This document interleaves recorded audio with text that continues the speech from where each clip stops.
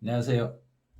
실세클럽 11월 3주차 사례 분석 한번 가보시죠. 여러분들 사례 분석하실 때 한 가지 제가 당부하고 싶은 게 있는데, 거기에 이제 본인들이 댓글을 쓸 때 이제 고객에게 상담을 한다는 생각으로 이렇게 글을 써주셔야 되는데, 그 고객에게 상담하는 게 아니라 이럴 것 같아요, 이럴까요, 이렇게 의문을 표시해가지고 글을 쓰시는데, 그런 걸 고객에게 이 상담을 그렇게 한다 그러면 고객이 믿지를 않아요. 그러니까 신뢰성이 떨어지기 때문에 틀려도 좋으니까 확신에 차게 상담을 하셔야 돼요.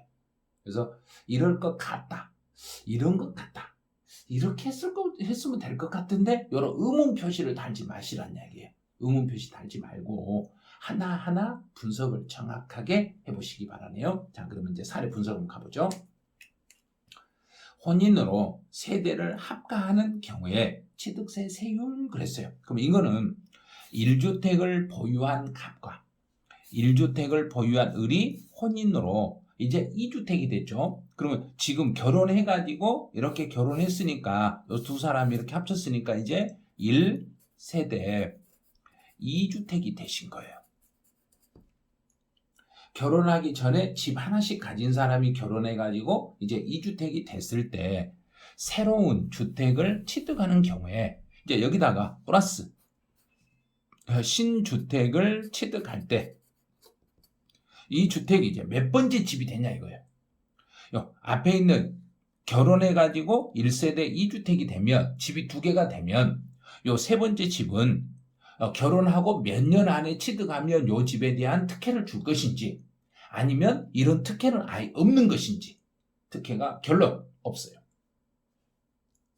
취득세 세율 적용 시 다주택자가 되어 중과세가 되는가요? 그랬어요. 그러면 결혼하면서 남자도 집 하나, 여자도 집 하나 가지고 있는 상태에서 2주택이 되고, 거기서 또 새로운 집을 사면 요 집은 세 번째 집이 되셔가지고, 세 번째 주택이 돼가지고, 만약에 요 세 번째 주택이 조정 대상 지역에 있는 경우라면, 자, 두 개로 나눠볼게요. 조정 대상 지역이다, 조정 대상 지역이 아니다. 그럼 조정 대상 지역이면 표준세율 플러스 중과 기준세율의 4배로 중과세가 돼요. 만약에 조정 대상 지역이 아닌 상태에서 세 번째 집이면 이 경우는 표준세율 플러스 중과 기준세율의 2배로 중과세가 되겠습니다. 이렇게 되는 거예요. 자, 그럼 가볼게요.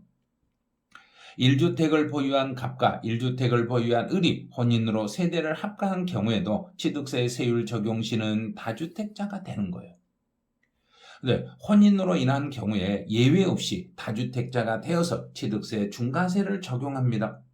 그럼 혼인 후에 집을 2개 있는 사람이 새로운 집을 또 취득해서 세 번째 집이 되시면, 이 경우는 조정 대상 지역에 있는 세 번째 집이면 4배로 중과세하고, 조정 대상 지역이 아닌 지역에서 세 번째 주택이며 그때는 2배로 중과세를 적용하겠습니다. 이렇게 상담하시면 돼요. 그래서 결혼해가지고 5년 동안은 중과세를 안 당할 것이다, 이런 생각 X. 그거 5년 안에 새로운 집을 취득하면 중과세 안 될 거라고 상담하신 분 무지 많았어요. 거기다 글 쓰신 분들. 그런 거 생각을 잘 하시라는 얘기예요. 양도소득세에서 주택을 한 개씩 가진 사람이 결혼해서 합가한 날로부터 5년 안에 그 중에 하나를 팔면 양도소득세에서는 1주택으로 보겠지만, 취득세에서는 결혼을 통해서 각자 하나씩 가진 사람이 결혼했을 때는 2주택이 되고, 추가로 하나를 더 사면 세 번째 집이 돼가지고 중과세 대상이 되겠습니다. 이렇게 분석하시면 돼요. 이럴 것 같아요? 안 된다고 그랬죠? 중과세 합니다. 이렇게 딱 중과세 합니다. 세법은 한다, 안 한다, 둘 중에 하나로만 결정을 하셔야, 이럴 것 같다, 이런 것 같은데요, 이런 말은 쓰지 마시라는 이야기예요. 자, 그러면 첫 번째 사례 이제 하나 해결하셨어요. 두 번째 사례로 가보죠. 단독으로 상속받은 주택 그랬어요. 자, 그러면 단독으로 상속받은 주택도 취득세 중과세를 적용할 때 주택수에 포함하는가요? 그러면 상속을 받은 주택도 원칙 중과세 그 주택수에 들어가는 거 맞아요. 자, 주택수에 들어가는 건 맞는데 자, 상속받은 주택은 상속받고 5년 이내 5년 경과 상속을 받고 5년 동안은 중과세 대상이 되는 주택수에서 여기서 제외를 시켜줘요. 그래서 상속을 받았을 때는 상속받고 나서 5년이라는 시간 동안은 중과세 대상에서 빠지는 거예요. 근데 5년이 경과돼 버리면 중과세 대상에 포함이 돼 버린 거예요. 이제 5년이 지나 버리면 주택수 적용, 중과세 대상이 되는 주택수에 포함해가지고 상속주택일지라도 5년이 지나버리면 그것도 포함돼가지고 이제부터는 중과세 여부를 판단하겠습니다. 이렇게 가는 거예요. 그래서 5년까지는 상속주택을 소유하고 있더라도 추가로 취득하는 주택은 중과세를 적용하지 않지만, 그럼 주택수에서 빠지지만 5년이라는 시간이 지나버리면은 그때는 주택수에 포함해서 새로운 주택을 취득하게 되면 그때는 중과세 대상이 되겠습니다. 이렇게 돼요. 이제는 또 사례가 바뀌었네요. 주택수 산정에 따른 취득세 세율에서 요거 분석을 잘 하셔야 돼요. 자, 1세대가 기존 주택 지분 100%짜리 하나를 가지고 있어요. 요게 A주택이에요. 또 지분 2분의 1인 B주택을 또 하나 가지고 있어요. 그런데 이 경우에 나머지 지분 2분의 1을 유상으로 취득했어요. 그럼 제가 A라는 주택 하나를 가지고 있고 A주택 100%를 가지고 있고 B주택 50%를 가지고 있다가 이번에 나머지 B주택 50%를 요거를 취득했더란 이야기예요. 50%를 취득했을 때 나는 세 번째 주택이 될 것인지 두 번째 집이 되는 건지 요걸 분석을 하시란 이야기예요. 자, 해석을 해볼게요. 집을 100%짜리 가진 거 하나를 있으면 요거는 집 한 채. 50%짜리 지분을 가지고 있어도 집이에요. 지분만 가지고 있어도 주택이에요. 그런데 전체 중에 50%를 가지고 나머지 50%를 내가 이번에 유상으로 취득했으니까 50% 합쳐볼게요. 자, 다 합쳤어요. 합치니까 100%가 됐네? 그럼 B주택이 됐네? 그러면 집이 3개가 되는 게 아니라 이게 지분으로 50% 지분을 가지고 있는 상태에서 나머지 50% 지분을 그 지분을 내가 취득하면 이제 온전한 집 한 채가 돼가지고 나는 이제 A주택, B주택 둘 다 100%가 돼서 요 50%는 요거는 두 번째 주택이 되는 거예요. 두 번째 집이 되고 요 B라는 주택이 조정 대상 지역에 있는 경우라면 조정 대상 지역. 그런데 보니까 조정 대상 지역에 소지합니다. 조정 대상 지역에 있는 집이라면 표준세율 플러스 중과 기준세율의 2배로 중과세를 하면 되는 거예요. 그래서 중과 기준세율 2배, 4% 더하기 중과 기준세율 곱하기 2배. 그러면 총 8%의 세율이 적용이 되겠습니다. 이렇게. 와, 실무 사례 약간 이제 복잡해지네요. 이렇게 사례 분석을 여러분이 하실 수 있어야 돼요. 그래서 요걸 이제 답글을 다 하시는 거 보니까 많은 분이 지분으로 가지고 있는 걸 나머지 지분을 취득했을 때는 온전한 집 한 채가 돼가지고 3주택이 아니라 2주택이라고 해석을 많이 다 하시더라고요. 그거 보고 실무 열심히 준비하고 계시구나. 또 실무를 실제로 하신 분들이 이런 사례 분석을 의뢰인들에게 상담을 잘하고 계시구나. 그리고 제가 속으로 박수도 쳐드렸어요. 지금 잘하고 계신다. 요 정도. 자, 그럼 이제 새로운 또 사례를 한번 가보죠. 요 사례는 여러분이 분석하실 때 조금만 신경 쓰시면 돼요. 자, 100%짜리 A주택을 가지고 있고 또 이 50%짜리 B주택을 하나 가지고 있어요.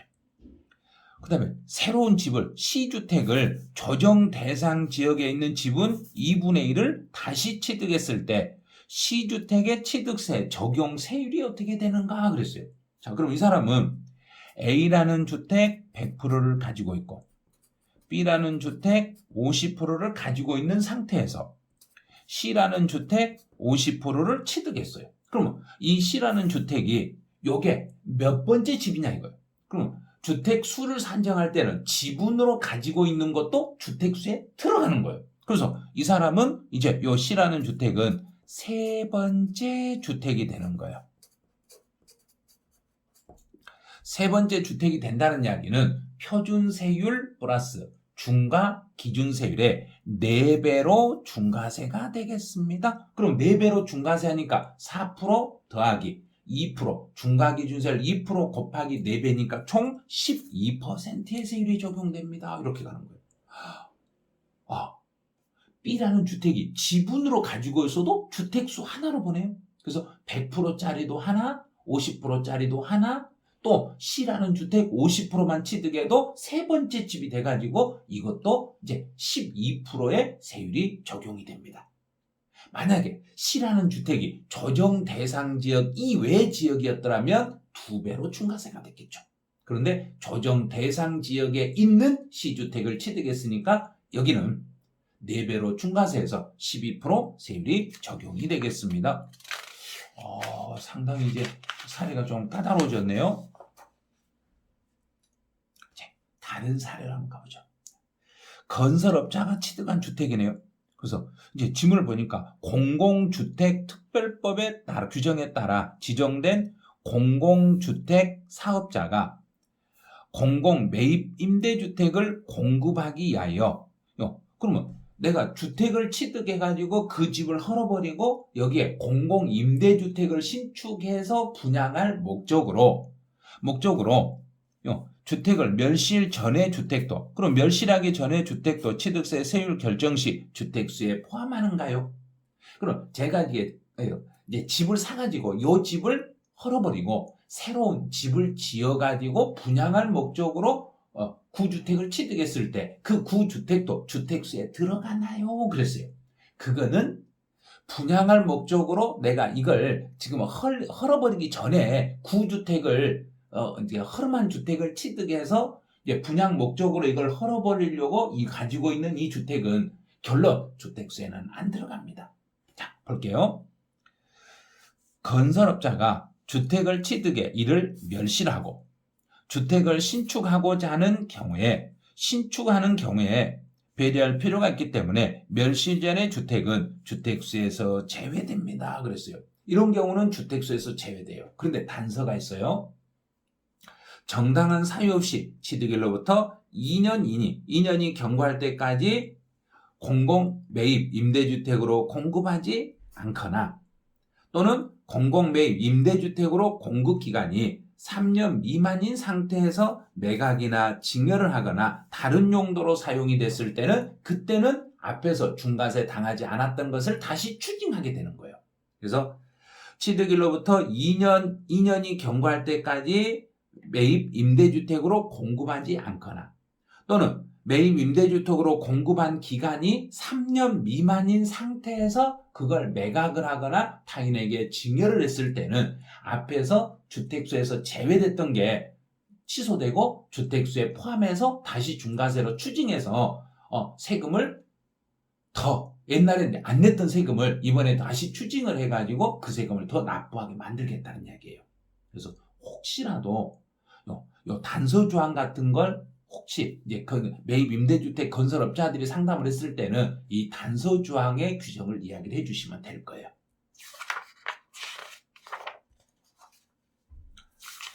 네, 고급 주택에 창고나 주차장이 포함되는지. 그럼 이제 단독 고급 주택의 일구에 창고와 고급 공동주택 일관의 지하 주차장은 고급주택 면적에 포함되는가요? 우리가 주택의 면적 그러면 주거생활에 사용하고 있는 면적이 331을 초과한다고 그랬어요. 그래서 여기서 331을 초과할 때 이 면적에서는 주차장 면적은 빠집니다. 왜냐하면 주거생활에 쓰지 않고 있는 주차장으로 사용하는 면적은 제외예요. 그래서 주차장 면적만이 제외되기 때문에 창고는 주차장역 고급주택 면적에 포함합니다. 그랬어요. 그래서 공동주택 일구 안에 주차장은 공용 면적이기 때문에 이 경우는 포함하지 않지만, 그럼 주차장은 나만 쓰는 게 아니라 같이 쓰잖아요. 같이 쓰기 때문에 주차장은 제외돼요. 그런데 창고로 쓰는 거예요. 단독 고급주택 일구 안에 창고는 나만 쓰는 거잖아요. 나만 창고로 쓰는데 여기 또 주거용으로 사용하는 면적으로 봐가지고 이 경우에 창고로 사용하는 것은 고급주택의 면적 331의 규정에 포함한다고 보시면 돼요.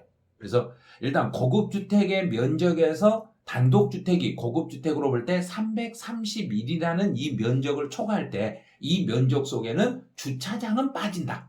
왜? 공동으로 모두가 공유하고 있는 면적은 빠진다. 그런데 내가 나만 전용하고 있는 창고일지라도 주거 개념으로 쓰는 창고 용도라면 이거는 고급주택에 포함해서 판단한다. 331의 면적을 판단할 때 창고는 포함하고 주차장은 빠진다. 이렇게 해석을 하시면 돼요. 아시겠죠? 여기까지 해서 여러분들이 이제 사례 분석을 한 번씩 해보는데, 선생님하고 사례 분석하면 선생님 설명하면 다 알겠는데 내가 누군가에게 대답할 때는 설명할 때 저는 잘 못하겠어요. 아직 노력을 안 해서 그래요. 여러 사람 앞에서 이렇게 발표하는 연습을 해보시고 여러분들이 직접 이 사례를 가지고 상대방한테 의뢰인들에게 대한다는 생각을 해보시면 충분히 사례 분석하실 수 있을 거예요. 여러분들은 다 충분히 가능성이 있어요. 그래서 우리 중개사 상위 1%가 되려면 실세클럽에서 연습을 많이 해가지고 많이 연습하시면 1% 충분히 목표 달성할 수 있으니까요. 이 사례 분석을 매일 하나씩 틀리더라도 좋으니까 이럴 것 같아요? X. 이렇게 될까요? X.